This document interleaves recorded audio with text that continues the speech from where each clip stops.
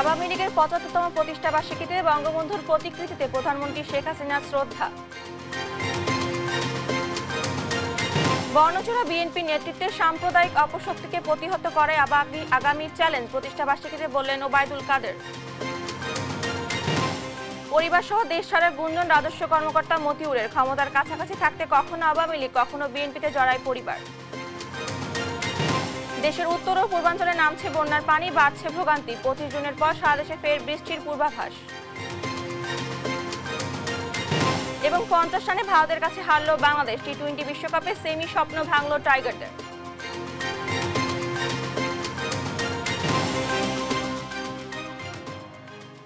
আমন্ত্রণ সংবাদ সকালে দেখছিলেন শিরোনাম, সঙ্গে আছি আমি ডানা ইসলাম।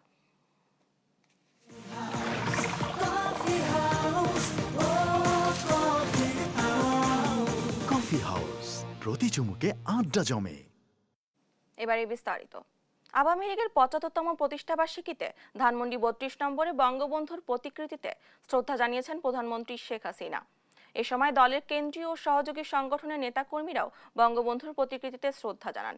প্রতিষ্ঠাবার্ষিকী উপলক্ষে ঐতিহাসিক সোহরাওয়ার্দী উদ্যানে দুপুর ১:২টায় জাতীয় ও দলীয় পতাকা উত্তোলন, জাতীয় সঙ্গীত পরিবেশন, বেলুন ও পায়রা উড়িয়ে কর্মসূচির উদ্বোধন করবেন দলটির সভাপতি।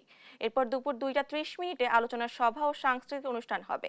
আওয়ামী লীগ সভাপতি ও প্রধানমন্ত্রী শেখ হাসিনা অনুষ্ঠানের সভাপতিত্ব করবেন।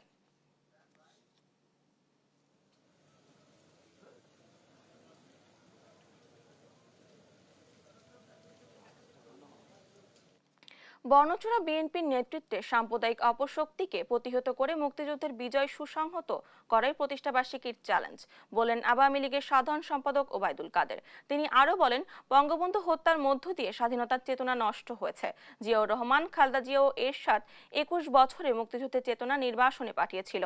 সকালে আওয়ামী লীগের ৭৫তম প্রতিষ্ঠাবার্ষিকী উপলক্ষে ধানমন্ডি ৩২ নম্বরে বঙ্গবন্ধু শেখ মুজিবুর রহমানের প্রতিকৃতিতে শ্রদ্ধা নিবেদন শেষে এসব কথা বলেন।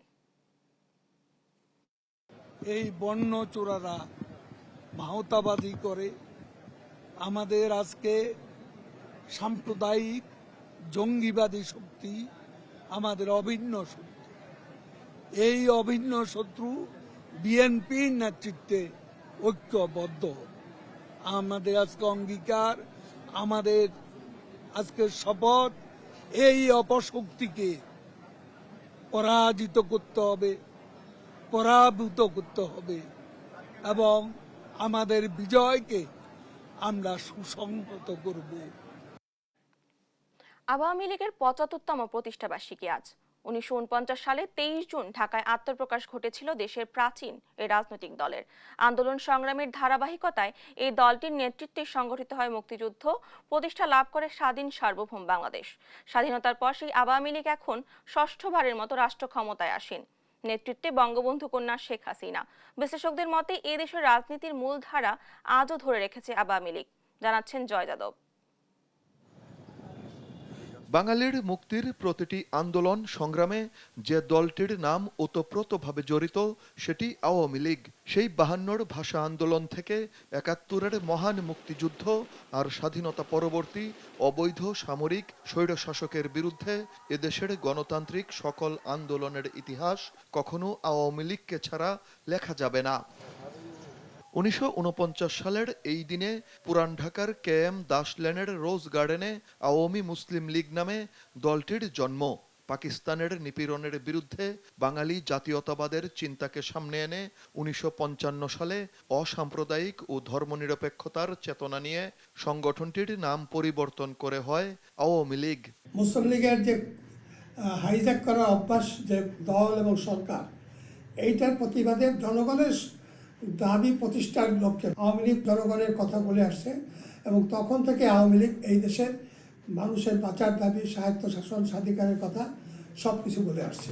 প্রতিষ্ঠাকালের সূচনায় দলটির নেতৃত্বে ছিলেন মৌলানা ভাসানী আর শামসুল হক, ছিলেন বঙ্গবন্ধু, যার সঙ্গে এই আওয়ামী লীগের অগ্রযাত্রার ইতিহাস এক ও অবিচ্ছেদ্য। আর বর্তমানে টানা ৪৩ বছর ধরে দলটির হাল ধরে রেখেছেন বঙ্গবন্ধু কন্যা শেখ হাসিনা। এই দলটি বঙ্গবন্ধুর নেতৃত্বে স্বপ্ন দেখেছিল যে একটি সুখী সমৃদ্ধশালী একটি শোষণমুক্ত বাংলাদেশ প্রতিষ্ঠা করবে। তা অঙ্কুরে বিনষ্ট করে দিল। সেই স্বপ্নকে আবার ফিরিয়ে আনার, আস্থার জায়গায় ফিরে আনার পবিত্র দায়িত্ব পালন করলেন বঙ্গবন্ধুরই কন্যা শেখ হাসিনা।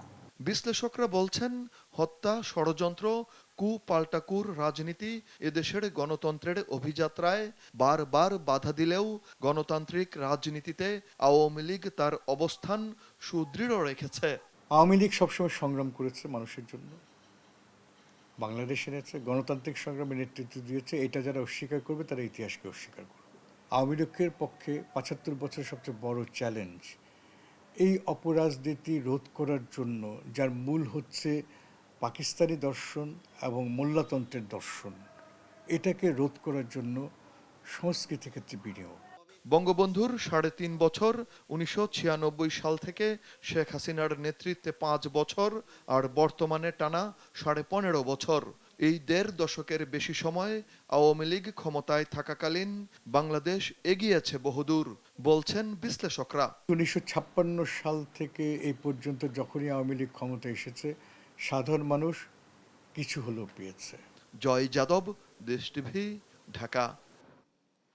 মুক্তিযুদ্ধের নেতৃত্ব দানকারী দল বাংলাদেশ আওয়ামী লীগ এই বছর তার প্লাটিনাম জুবলি উদযাপন করছে। দেশের প্রাচীনতম দলটির ৭৫ বছরের আন্দোলন সংগ্রামের এই পথ চলা কখনোই কুসুমাস্তীর্ণ ছিল না। ৪ দশকের বেশি সময় ধরে দলের হাল ধরে রেখেছে বঙ্গবন্ধুর কন্যা শেখ হাসিনা। নানা ঘাত প্রতিঘাতে টিকে থাকা দলটির তৃণমূলের নেতারা গুরুত্বপূর্ণ ভূমিকা পালন করছে কাণ্ডারি হয়ে সময়ের প্রয়োজনে। প্রাচীন রাজনৈতিক দলের গুরুত্বপূর্ণ তৃণমূল নেতৃত্বের কথা তুলে ধরছেন শামীম আক্তার। রাজপথের আন্দোলন কিংবা রাষ্ট্র পরিচালনা দুটোতেই সমান পারদর্শী বাংলাদেশ আওয়ামী লীগ। দেশের স্বাধিকার থেকে স্বাধীনতা, ভাষা আন্দোলন থেকে ভোট ও ভাতের অধিকারে বঙ্গবন্ধুর বলিষ্ঠ নেতৃত্ব আওয়ামী লীগে ছিল অবিচ্ছেদ্য। যুদ্ধবিধ্বস্ত দেশের হাল ধরেই এগিয়ে নেয়ার প্রত্যয়ে স্বাধীন বাংলাদেশের পথ চলার মাত্র ৩.৫ বছরের মধ্যেই নৃশংসভাবে খুন হন সপরিবারে বঙ্গবন্ধু। চরম বিপর্যয় নামে দলটির। এগিয়ে চলার পথ এতটা মসৃণ ছিল না ৭৫ পরবর্তী সময়ে।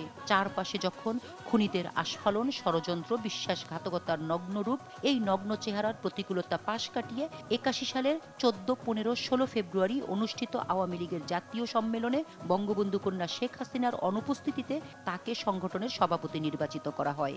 যখন বঙ্গবন্ধু কন্যা জননেত্রীকে ফিরে পেলাম, আমাদের আসলেন, যখন ফিরে আসলেন, তখন আমাদের যে কি মনের শক্তি, কি মনের উচ্ছ্বাস, তা আমি এই মুহূর্তে আপনাদের বোঝাতে পারবো না। ১৯৮১ সালের ১৭ই মে প্রিয় স্বদেশ ভূমিতে প্রত্যাবর্তন করেন বঙ্গবন্ধু কন্যা শেখ হাসিনা। ২১ বছর পর ১৯৯৬ সালে রাষ্ট্র ক্ষমতায় আওয়ামী লীগ। ২০০১ সালে আবারও বিপর্যয় নামে। ২০০১ থেকে ২০০৬ সালকে আয়ামে জাহিলিয়াত নামে আখ্যায়িত করে দলটি। এ সময় ৭১-এর ঘাতক দালালরা রাষ্ট্র ক্ষমতায়, সারা দেশে নেতাকর্মীদের উপর চালায় জুলুম নির্যাতন। সে সময় প্রায় ৫,০০০ ঘটনা ঘটে সারা দেশে। এক দিন ৮-১০ হাজার নেতাকর্মীকে গ্রেফতার করা হয়। ৪ দলীয় জোট সরকারের জুলুম নির্যাতনে নিগৃহীত আওয়ামী লীগ দলকে নেতৃত্ব শূন্য করতে আসে ভয়াবহ আঘাত ২০০৪ সালের ২১ আগস্ট। গ্রেনেড হামলা করে হত্যা করা হয় আওয়ামী লীগের ২৪ জন নেতাকর্মীকে, আহত হয় ৫ শতাধিক। সেই দিন ভাগ্যক্রমে বেঁচে যান দলটির সভাপতি বঙ্গবন্ধু কন্যা শেখ হাসিনা। তারা বিভিন্ন সময় এত অত্যাচার করেছে যে আমরা ওখানে টিকবো এরকম অবস্থা তারা তৈরি করেনি। পরের 5টি বছর ছিল বিভীষিকাময় 5টি বছর।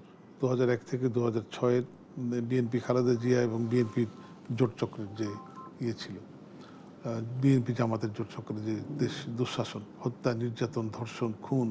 জাতির পিতার কি রাজনৈতিক প্রজ্ঞা, কিভাবে উনি বাংলার মানুষকে ভালোবাসতেন, সেই মানসিকতায় উনি সারা বাংলাদেশে ঘুরে নির্বাচনের যে কথা বলেছেন সেটাই কিন্তু বাস্তবায়িত হয়েছে। বাংলাদেশ আওয়ামী লীগের যাত্রার সময়কালে আওয়ামী মুসলিম লীগ নাম ধারণ করে ১৯৪৯ সালের ২৩ জুন পুরান ঢাকার রোজ গার্ডেন থেকে শুরু। সভাপতি মাওলানা হামিদ খান ভাসানী, প্রথম কমিটিতেই যুগ্ম সাধারণ সম্পাদক হিসেবে বঙ্গবন্ধুর পথ চলা। ১৯৫৫ সালের ২৩ ও ২৪ অক্টোবরে আওয়ামী মুসলিম লীগের কাউন্সিলে মুসলিম লীগ অংশটি নাম থেকে বাদ পড়ে, হয় আওয়ামী লীগ। যোগ্য নেতৃত্ব আর অদম্য সাহসের কারণেই বঙ্গবন্ধু দলের প্রাণপুরুষে পরিণত হতে সময় লাগেনি, যার বলিষ্ঠ নেতৃত্বে আসে স্বাধীনতা। রক্ত যখন দিয়েছি, রক্ত আরো দেব, এদেশের মানুষকে মুক্ত করে ছাড়বো ইনশাআল্লাহ। বিগত 4 দশক ধরে নৌকার হাল বঙ্গবন্ধু কন্যা শেখ হাসিনার হাতে, আর রাষ্ট্র ক্ষমতার টানা 4র্থ মেয়াদে। আওয়ামী লীগের 75 বছরের আন্দোলন সংগ্রামের এই পথ চলা কুসুমাস্তীর্ণ ছিল না, ছিল কণ্টকাকীর্ণ ও বিপদসংকুল। গণমানুষের মুক্তির লক্ষ্যে প্রথম বঙ্গবন্ধু এবং তার অবর্তমানে তারই সুযোগ্য কন্যা শেখ হাসিনা নেতৃত্বের নীতি ও আদর্শ অবিচল। তার দৃঢ় ও সাহসিকতায় হামলা, মামলা, আঘাত, ষড়যন্ত্র সহ সব প্রতিকূলতা জয় করে এগিয়ে চলছে বাংলাদেশ আওয়ামী লীগ। শামীমা আক্তার, দেশ টিভি, ঢাকা।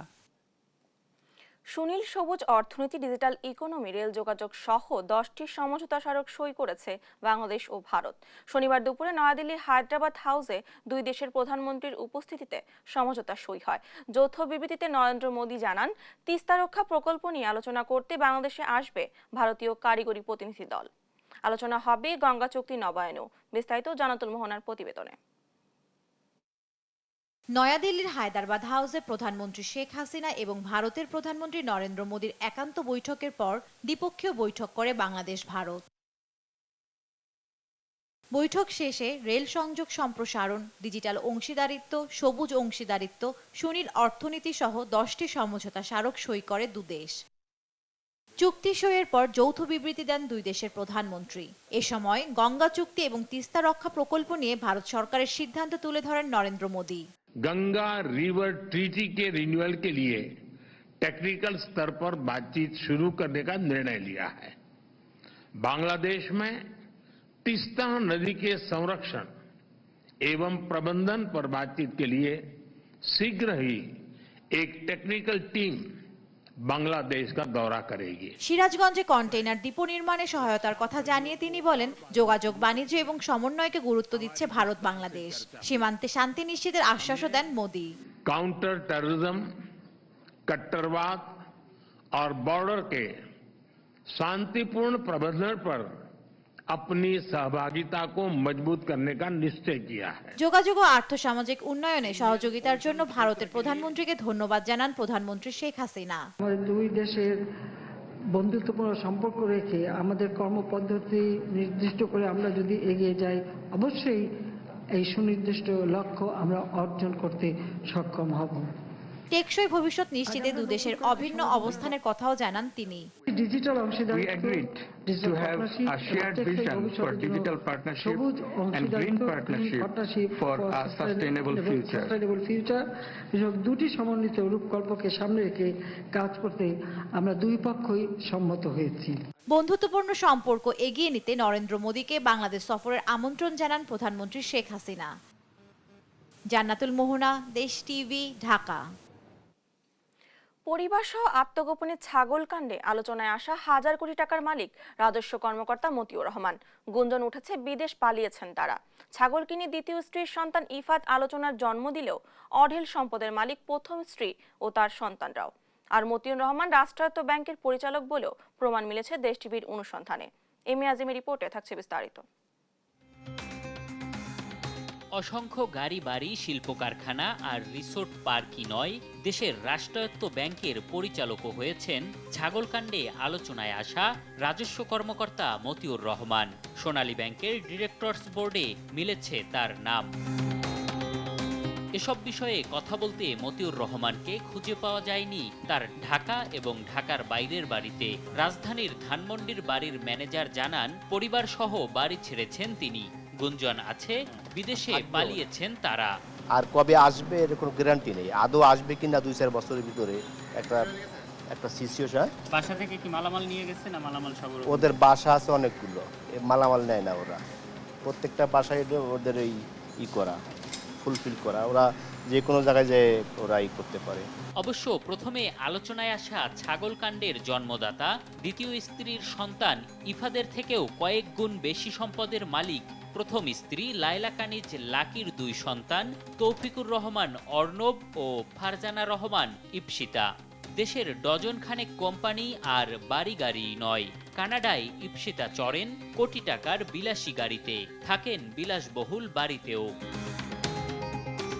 দেশ টেলিভিশনের হাতে আসা এক অডিও ক্লিপে দেখা যায় মতিউরের প্রথম স্ত্রী খারাপ মন্তব্য করছেন সাংবাদিক ও আইনজীবীদের নিয়ে। সারা বিশ্বে উকিল আর সাংবাদিক অনেক সস্তায় পাওয়া যায়, উকিলও পাওয়া যায়, যে কোনো কিছু লেখলে ফেসবুক লেখে কত লাইন কত কিছু সাংবাদিক আছে এটা করে, এবং উকিল এরকম পাওয়া যায় উল্টা পাল্টা কাজ। আর এই জন্য আমরা একটু ভোগান্তির শিকার হই। এদিকে এক অডিও বার্তায় নিজে অনুতপ্ত বলে জানিয়েছেন মুশফিকুর রহমান ইফাদ। কথাটা বলেছে দেখে আমি করতে বাধ্য হয়েছি। এটার জন্য আমার ফ্যামিলি বলবো শুধুমাত্র ওনার একটি কথা, আমার একটি কাজ করার জন্য আজকে আমার এই দিনগুলো দেখতে হচ্ছে। অল্প বয়সে গাড়ি বাড়ি বা কোম্পানির মালিক হওয়া সন্তানদের আয়ের উৎস খুঁজে দুর্নীতিগ্রস্ত কর্মকর্তাদের আইনের আওতায় আনার পরামর্শ দিয়েছে ট্রান্সপারেন্সি ইন্টারন্যাশনাল বাংলাদেশ টিআইবি। তার কোনো এমন কোনো সুনির্দিষ্ট আইনি জন্য আয়ের সূত্র নেই যার মাধ্যমে এত বিশাল সম্পদের অর্থের বিনিময়ে তিনি কোরবানির জন্য ব্যয় করতে পারেন। অর্থাৎ এইখানে একটা অবৈধ সম্পদের একটা বিকাশের একটা দৃষ্টান্ত আছে এবং এটা সূত্রটা অনুসন্ধান করতে হবে, যেটা হচ্ছে যে কোত্থেকে আসলো সেটা অনুসন্ধান করে যার মাধ্যমে এই অর্থটা তার হাতে এসছে, ব্যয় করতে পেরেছেন এবং সেটাকে আবার প্রচার করতে পেরেছেন, তাদেরকে জবাবদিহিতার হাতে আনতে হবে। সেটা ছাড়া কোনো বিকল্প কিন্তু নেই। এখন পর্যন্ত মতিউর রহমানের বিরুদ্ধে বিপুল অবৈধ সম্পদ অর্জনের একাধিক অভিযোগ জমা পড়েছে দুর্নীতি দমন কমিশন দুদকে। তা নিয়ে ইতোমধ্যেই মাঠে নেমেছে কর্মকর্তারা। এম এ আজিম, দেশ টিভি, ঢাকা। যখন যে দল ক্ষমতায় থাকে তখন সে দলের সঙ্গে ভালো সম্পর্ক রেখে নিজের আখের গোছায় আলোচিত কর্মকর্তা ডক্টর মতিউর রহমানের পরিবার। এমনটাই জানিয়েছে মতিউরের নিজ বাড়ি বরিশালের মুলাদি এলাকার কাজীরচর ইউনিয়নের সাধারণ মানুষ। ক্ষমতার কাছাকাছি থাকতে কখনো আওয়ামী লীগে আবার কখনো বিএনপির সঙ্গে জড়িয়েছেন মতিউরের বাবা ও ভাইয়েরা। শাহিন সুমনের তোলা ছবিতে শফিক মুন্সি রিপোর্ট। রাস্তা আছে সেটি দিয়ে কিছু দূর গেলেই ছাগলকাণ্ডের আলোচিত সরকারি কর্মকর্তা ডক্টর মতিউর রহমানের বাড়ি। তাকে নিয়ে এখন এলাকায় আলোচনা তুঙ্গে। ডক্টর মতিউর রহমানকে এলাকাবাসী চেনে পিন্টু হাওলাদার নামে। তার স্কুল শিক্ষক বাবা আব্দুল হাকিম হাওলাদার ছিলেন স্থানীয় রাজনীতির পরিচিত মুখ। বিভিন্ন আমলে ক্ষমতায় থাকা সরকারি দলের ঘনিষ্ঠ হওয়ায় উপজেলা জুড়ে দাপুটে অবস্থানে রয়েছে এই হাওলাদার পরিবার। ৮০ দশকে বরিশাল জেলা আওয়ামী লীগের তৎকালীন সভাপতি মহিউদ্দিন আহমেদের হাত ধরে স্থানীয় রাজনীতিতে যুক্ত হন হাকিম হাওলাদার। কিন্তু ২০০১ সালে বিএনপি ক্ষমতায় এলেই পাল্টে ফেলেন দল।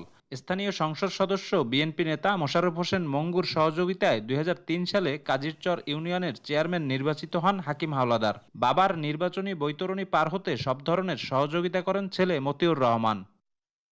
দুই দলের উপরমহলের অনেক নেতার সঙ্গে হাকিম হাওলাদারের সখ্যতার কথা জানান স্থানীয়রা। আব্দুল হাকিম হাওলাদার ফখরুদ্দিন আমলে তো আর ভোট হয় না, এই কারণে একটানা ৯ বছর উনি চেয়ারম্যান করছেন। মেজর জিয়া প্লাস পিস্তল মহিউদ্দিন তাদের এই শীর্ষ সঙ্গী ছিল আর কি, তাদের সাথে খুব ভালো সম্পর্ক ছিল। এই হিজলা এবং মুলাদির সাথে এমপির সাথে ওনার সাথে কাজের জন্য যতটুকু সম্পর্ক থাকার দরকার এই সম্পর্কটা তার সাথে ভালো ছিল। বাবার পরে ছোট ভাই আব্দুল কাইয়ুম হাওলাদারকে রাজনীতিতে প্রতিষ্ঠিত করতে চেয়েছিলেন মতিউর রহমান। এজন্য তিনি আওয়ামী লীগের প্রেসিডিয়াম সদস্য জাহাঙ্গীর কবির নানকের দ্বারস্থ হন বলে দাবি করেন স্থানীয় নেতারা। এইটা তাদের একটা কৌশল, হ্যাঁ, যে যখন আসে ওই দলের নেতাকর্মী কে কোথায় আছে তাদেরকে খুঁজে তাদের সাথে লিঙ্ক করা। তার বাবা বিএনপির আমলে সে নির্বাচিত চেয়ারম্যান ২০০৩ সালে। আবার আওয়ামী লীগ আসার পরে ওই যে মতিউর রহমান পিন্টু নানক সাহেবের আবার পিএস হয়েছে। ডক্টর মতিউর রহমানের প্রথম স্ত্রী লায়লা কানিজ লাকি বর্তমানে নরসিংদীর রায়পুরা উপজেলা চেয়ারম্যানের দায়িত্ব পালন করছেন। শফিক মুন্সি, দেশ টিভি, বরিশাল। সংবাদ সকালে আরো থাকছে। বিষধর সাপ রাসেল ভাইপারের হিংস্রতা নিয়ে নানা আলোচনা। সাপ মারার জন্য এসেছে পুরস্কারের ঘোষণা, ছড়িয়ে পড়ছে নানা ভুল ধারণা। বৃষ্টি না হয় কিছুটা উন্নতি হচ্ছে সুনামগঞ্জ, সিলেট, হবিগঞ্জের বন্যা পরিস্থিতি। তবে এখনো পানিবন্দী নিম্নাঞ্চলের বাসিন্দারা। ডুবে আছে গ্রামীণ সড়ক। বানের পানিতে প্লাবিত সুনামগঞ্জের ১০ উপজেলার শতাধিক গ্রাম। ভোগান্তি পোহাচ্ছেন ২ লাখের বেশি মানুষ। বিস্তারিত ডেস্ক রিপোর্টে। গেল কয়েকদিনের বন্যার ফেলে যাওয়া চিহ্ন এটি। দুদিন আগেও এসব বাড়ির উঠান, ফসলি জমি, রাস্তাঘাট ছিল কোমর পানিতে নিমজ্জিত। নতুন করে বৃষ্টি না হয় কমতে শুরু করেছে দেশের উত্তর পূর্বাঞ্চলের নদ নদীর পানি। এতে উন্নতি হচ্ছে সিলেট অঞ্চলের বন্যা পরিস্থিতি। আশ্রয় কেন্দ্র থেকে ফিরে ঘরবাড়ির অবস্থা নিয়ে বিপাকে বন্যা দুর্গতরা। পানি নামছে, ঘরদর ভেঙে গেছে, ফুরুত্তা লইয়া রাস্তার উপরে বইয়ে রয়েছি। খাওয়ার মতো ব্যবস্থা নাই, পানি নাই, রান্নার মতো পরিবেশ নাই। নদীর পানি কমলেও এখনো তলিয়ে আছে সুনামগঞ্জ শহরের নতুনপাড়া, হাজীপাড়া, মল্লিকপুর, বড়পাড়া, কালীপুর সহ অনেক এলাকা। ডুবে আছে গ্রামীণ সড়কও। বানের পানিতে প্লাবিত 10 উপজেলার শতাধিক গ্রাম। ভোগান্তিতে আছে 2 লাখের বেশি মানুষ।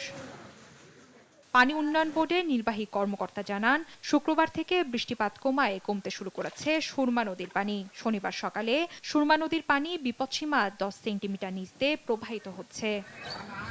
মৌলভীবাজারে কমতে শুরু করেছে মনু ও কুশিয়ারা নদীর পানি। তবে এখনো জেলার 204টি আশ্রয়কেন্দ্রে আছে 1513টি পরিবার। ঘরবাড়ি থেকে পানি নেমে গেলেও দুর্ভোগ কমেনি বানভাসীদের। আমাদের বাড়িতে পানি, আমরা এখন স্কুল ঘরে আশ্রয় নিয়েছি।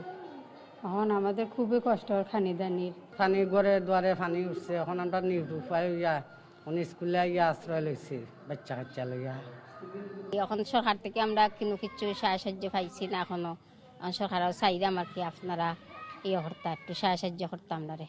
উত্তরাঞ্চলের রংপুর, লালমনিরহাটে উন্নতি হয়েছে বন্যা পরিস্থিতির। প্লাবিত হওয়া নির্মাঞ্চল থেকে নেমে গেছে পানি। শনিবার তিস্তা দাঁড়িয়া ব্যারেজ পয়েন্টে পানি বিপদসীমা 53 সেন্টিমিটার নিচ দিয়ে প্রবাহিত হচ্ছে। শুভশ্রী রায়, নিউজ ডেস্ক, দেশ টিভি।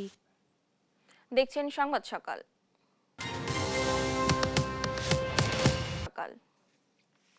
সম্প্রতি বিষধর সাপ রাসেল ভাইপারের পরিস্থিতি ও হিংস্রতা নিয়ে চলছে নানা আলোচনা।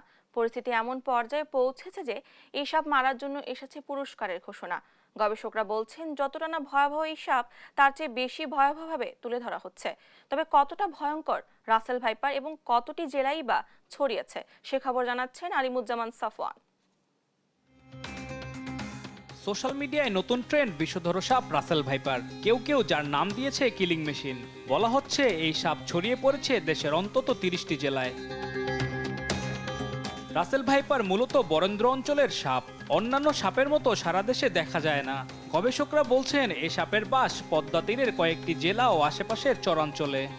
অনেকেই যেভাবে অন্যান্য সাপ নিয়ে পোস্ট দিচ্ছেন বা যেভাবে রাসেল ভাইপারকে একেবারে খুনি হিসেবে সাব্যস্ত করছেন, আসলে ব্যাপারটা সেরকম না। আমাদের বরেন্দ্র অঞ্চল এবং রাজশাহী, দিনাজপুর, পঞ্চগড় এইসব অঞ্চলে অনেক আগে থেকেই সাপটা ছিল। বর্তমানে যেটা বললাম যে আমাদের যে পদ্মা নদী এবং এর যে শাখা নদী, এইটা ধরে ডাউন স্ট্রিমের দিকে যাচ্ছে। তবে নিজেদের রূপ পাল্টে ব্যাপকভাবে বংশবিস্তার করছে রাসেল ভাইপার। সোশ্যাল মিডিয়ায় বলা হচ্ছে একেবারে 60 থেকে 70টি বাচ্চা প্রসব করে এই সাপ। তবে তা সম্ভব না বলে জানান গবেষকেরা। রাসেল ভাইপার রূপ পাল্টেছে, নতুন রূপে আসছে। আমি সেখানে দেখলাম একটি অজগরের ভিডিও ছবি দিয়ে সেখানে পোস্ট দিয়েছেন। এতে আতঙ্ক আরও বাড়ছে। আসলে রূপ পাল্টানোর কোনো সুযোগই নেই, কারণ সরাসরি বাইরে ডিম দেয় না, ডিমটা বডি ক্যাভিটিতে থাকে, সেখান থেকে বাচ্চা ফুটে বের হয় এবং 20টা থেকে 40টা পর্যন্ত বাচ্চা দেয়। রাসেল ভাইপার তেরে এসে কামড়ানোর দাবিও সঠিক নয় বলে জানিয়েছেন দীর্ঘদিন যাবৎ সাপ উদ্ধারে কাজ করা মাহফুজুর রহমান। রাসেল ভাইপারকে কোনোভাবে উত্ত্যক্ত না করা, ও অনেক দূর থেকে আসলে সিগন্যাল দেয়, শব্দ করে মানুষকে সতর্ক করে, ওর কাছে না যাওয়া। এটা ওর তো একটা নির্দিষ্ট আওতা আছে, তার মধ্যে গেলেও বাইট করতে পারবে। একটু সতর্ক হলেই বিষধর ওই সাপের কামড় থেকে বাঁচা সম্ভব বলে জানান তিনি। রাসেল ভাইপারের সাথে মানুষের মূল কনফ্লিক্টগুলোই হলো নদীর পার্শ্ববর্তী চাষাবাদ হচ্ছে যে জায়গাগুলোতে, আপনার শস্য ক্ষেত, ফসলের মাঠে হচ্ছে কৃষকদের সাথে। মাঠে নামার আগে তারা একটা গামবুট ব্যবহার করতে পারে। গামবুট ব্যবহার করলে, কারণ রাসেল ভাইপারের অধিকাংশ বাইটই কিন্তু খেয়াল করে দেখবেন পায়ে হচ্ছে, বা অন্যান্য সাপেরও সেটাই হয়ে থাকে। বন বিভাগ বলছে অন্যান্য সাপের মতোই এর অ্যান্টিভেনম রয়েছে। আক্রান্ত ব্যক্তিকে দ্রুত হাসপাতালে নেওয়া হলে তাকে বাঁচানো সম্ভব। কোনো অ্যান্টিভেনম নেই এই কথাটিও সঠিক নয়। অ্যান্টিভেনম রয়েছে এবং এই সাপে কাটলে অবশ্যই মেডিকেলে বা ইয়েতে যেখানে অ্যান্টিভেনম আছে সেই হাসপাতালে স্থানান্তর করতে হবে। ওঝা বদ্যি ঝাড়ফুঁক নিয়ে যেন কখনোই সময় নষ্ট না করে। নানা গুজবের কারণে মারা পড়া এখন বিপন্ন প্রজাতির সাপ রাসেল ভাইপার। এতে পরিবেশের ভারসাম্য নষ্ট হচ্ছে বলে জানান বন কর্মকর্তা। সাপ দেখলেই মেরে ফেলা বা এটাকে করার একটা খুব বেশি একটা প্রবণতা লক্ষ্য করা যাচ্ছে, যেটি কিন্তু আমরা বলবো যে প্রকৃতির জন্য ভীষণ ভাবে ক্ষতিকর হবে। গুজবে কান না দিয়ে সবাইকে সতর্ক থাকার পরামর্শ দিয়েছে সরকার। আলিমুজ্জামান সাফওয়ান, দেশ টিভি, ঢাকা। সংবাদ সকালে আরো থাকছে। রিমালের তাণ্ডবের পর প্রায় 1 মাস ধরে বন্ধ বাগেরহাট ও পিরোজপুরের ফেরি চলাচল, ভোগান্তিতে ব্যবসায়ী ও স্থানীয়রা, দ্রুত ফেরি চালুর দাবি। ঈদ পরবর্তী বাজার নিয়ে বিস্তারিত জানাতে জামালপুর থেকে সরাসরি যুক্ত হচ্ছেন সহকর্মী মেহেদী হাসান। মেহেদী, বাজারের সর্বশেষ কি পরিস্থিতি দেখছেন, ক্রেতা বিক্রেতারা কি বলছে আমাদেরকে জানাবেন। ডানা, আসলে নিত্য পণ্যের বাজারে কিন্তু কোনো সুসংবাদ নেই। ঈদের পরবর্তীতে যে আমরা লক্ষ্য করেছি যে সবকিছুর দামই কিন্তু মোটামুটি বেশ বৃদ্ধি পেয়েছে। আমি যদি আপনাকে বলতে চাই যে একটি ডিমের দাম হয়েছে 13 টাকা, আর যে কাঁচামরিচ রয়েছে সেই কাঁচামরিচ কিন্তু 250 টাকার কেজি ধরে জামালপুর বা যারা রয়েছেন তারা কিন্তু কিনতে হচ্ছে। এছাড়াও পেঁয়াজ কিন্তু গত 2 সপ্তাহ আগে কিন্তু 60 থেকে 70 টাকায় মিলতো, সে পেঁয়াজ কিন্তু এখন কিনতে হচ্ছে 80 টাকায়। আমি যদি আপনাকে আরেকটু বলতে চাই যে আমরা মাছের বাজার যদি খেয়াল করি, যে ছোট মাছও কিন্তু এখন 500 থেকে 600 টাকা কেজি, আর প্রত্যেক মাছের কেজিতে কিন্তু 30 থেকে 40 টাকা যে বেশি সেটি কিন্তু নেওয়া হচ্ছে। অপরদিকে মাংসের যে খবর, সেটি রোজার আগে থেকে কিন্তু গরুর মাংস 720 থেকে 750 টাকা নেওয়া হচ্ছে। এছাড়াও মুরগির যে মাংস রয়েছে, মুরগি প্রতি কেজি ব্রয়লার কিন্তু এখন 190 থেকে 200 টাকা নেওয়া হচ্ছে বিভিন্ন বাজারে। এছাড়াও যে সোনালী মুরগি রয়েছে সেটিও কিন্তু 300 টাকা করে। আমরা দেখতে পাচ্ছি যে ঈদের মধ্যে কিন্তু যে মশলার বাজার, সেটিও কিন্তু 2700 টাকার মশলা কিন্তু 4800 থেকে 5000 টাকা পর্যন্ত উঠে পড়েছিল। তো সবকিছু মিলিয়ে কিন্তু এক ধরনের নাবিশ্বাস চলছে। আমরা বিভিন্ন সময় যে খেয়াল করেছি, ক্রেতা বিক্রেতার সাথে কথা বলেছি, ক্রেতারা জানিয়েছেন যে বিভিন্ন বন্যা এবং বৃষ্টির কারণে কিন্তু বাজারে যে চাহিদার চেয়ে যোগান কম, কিন্তু আমরা খেয়াল করেছি বাজারে কিন্তু পর্যাপ্ত পরিমাণের যোগান রয়েছে। পর্যাপ্ত পরিমাণের যোগান থাকা সত্ত্বেও কিন্তু বাজারের যে অস্বস্তি, এটির মূল কারণ হচ্ছে বাজার মনিটরিং ব্যবস্থা।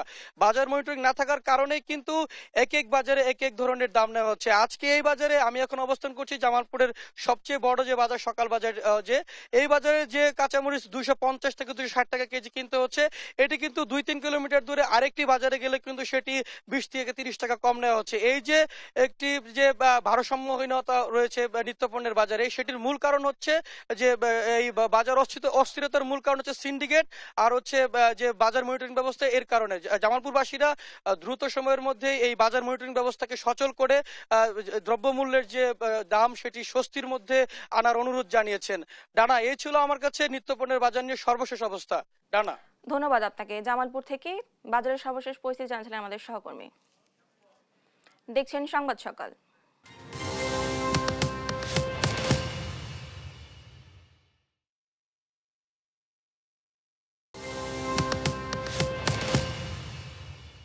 দেখছেন সংবাদ সকাল।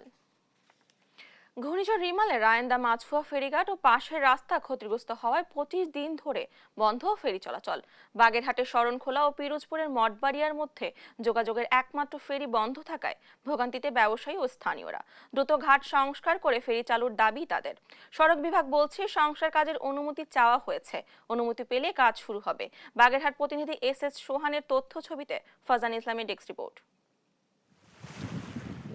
ঘূর্ণিঝড় রিমালের তাণ্ডবে বাগেরহাটের রায়েন্দা মাছুয়া ফেরিঘাটের রায়েন্দা অংশ এবং সংযোগ সড়ক ব্যাপকভাবে ক্ষতিগ্রস্ত হয়। সড়ক ক্ষতিগ্রস্ত হওয়ার পাশাপাশি বিভিন্ন অংশ নদীগর্ভে বিলীন হয়ে যায়। এ কারণে রিমালের পর থেকে বাগেরহাটের শরণখোলা ও পিরোজপুরের মঠবাড়িয়ার মধ্যে ফেরি চলাচল বন্ধ রয়েছে। ফেরি বন্ধ থাকায় চরম ভোগান্তিতে পড়েছেন বলেশ্বরের দুই পারের মানুষ। ফেরিঘাটের অদূরে বিকল্প ব্যবস্থায় ট্রলার ঘাট চালু হলেও অতিরিক্ত ভাড়া গুনতে হচ্ছে যাত্রীদের। ভ্যান, পিকআপ, নসিমন ও ট্রাক পারাপার বন্ধ থাকায় ক্ষতির মুখোমুখি ব্যবসায়ীরা। তাই দ্রুত ফেরিঘাট ও সংযোগ সড়ক সংস্কারের দাবি জানান তারা। আমাদের এইখানে দোকানপাট আর ফেরিঘাট এই দুইটা নষ্ট হয়ে আমাদের ইনকাম বাণিজ্য সবই নষ্ট হয়ে গেছে। ওপার আমাদের ব্যবসা বাণিজ্য আছে, এবার আমরা তো দিন এনে দিন খাই, ব্যবসা এইভাবেই করি। আমাদের যদি এইটা একটু তাড়াতাড়ি ঠিক করে আমাদের ব্যবসা বাণিজ্য একটু উপকার হয়। ফেরিঘাটটা ভেঙে যাওয়ানে আমাদের বেশি ক্ষতি হচ্ছে। খেওয়া চলে, খেওয়ায় তো লোক নিতে পারে, গাড়ি তো নিতে পারে না। এ বিষয়ে সড়ক বিভাগ বলছে ফেরিঘাট ও সড়ক সংস্কারে প্রস্তাব পাঠানো হয়েছে, অনুমোদন পেলেই কাজ শুরু হবে। ফেরিঘাটের মেরামতের জন্য প্রয়োজনীয় বরাদ্দের জন্য প্রশাসনিক অনুমোদন চাওয়া হয়েছে ইতিমধ্যে, যেটা মন্ত্রণালয় অনুমোদনের অপেক্ষায় আছে। প্রশাসনিক অনুমোদনটা পাওয়ার সাথে সাথে আমরা কার্যক্রম শুরু করব। 2021 সালের 10 নভেম্বর রায়েন্দা মাছুয়া রুটে ফেরি চলাচল শুরু হয়। প্রতিদিন এই রুটে 20 থেকে 25,000 মানুষ ও সহস্রাধিক যানবাহন চলাচল করে। নিউজ ডেস্ক, দেশ টিভি। দেখছেন সংবাদ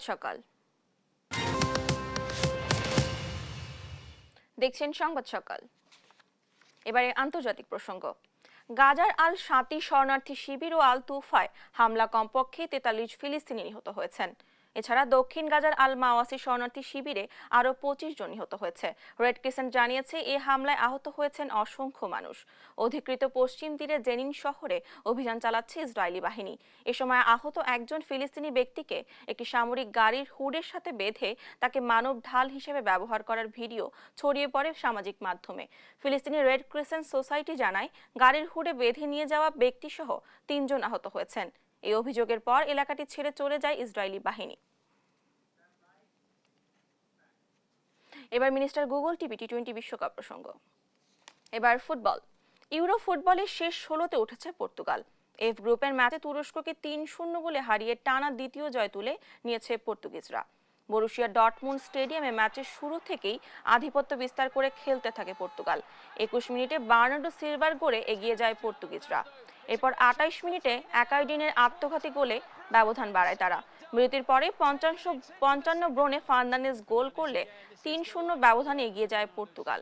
এরপর বাকিটা সময় আর গোলের দেখা না পেলে সহজ জয়ে নকআউট পর্ব নিশ্চিত করে রোনালদোর ম্যাচ। অন্য ম্যাচে জর্জিয়ার সঙ্গে 1-1 গোলে ড্র করেছে চেক প্রজাতন্ত্র। এই পর্যায়ে সংবাদ শিরোনাম জানিয়ে দিচ্ছি আরেকবার।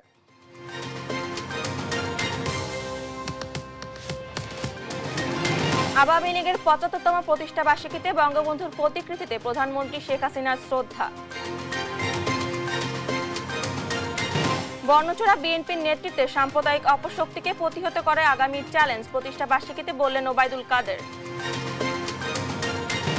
পরিবার সহ দেশ সারা গুঞ্জন রাজস্ব কর্মকর্তা মতিউরের, ক্ষমতার কাছাকাছি থাকতে কখনো আওয়ামী লীগ কখনো বিএনপিতে জড়ায় পরিবার। দেশের উত্তর ও পূর্বাঞ্চলে নামছে বন্যার পানি, বাড়ছে ভোগান্তি। 25 জুনের পর সারা দেশে ফের বৃষ্টির পূর্বাভাস। এবং 50 রানে ভারতের কাছে হারল বাংলাদেশ, টি20 বিশ্বকাপে সেমি স্বপ্ন ভাঙল টাইগারদের।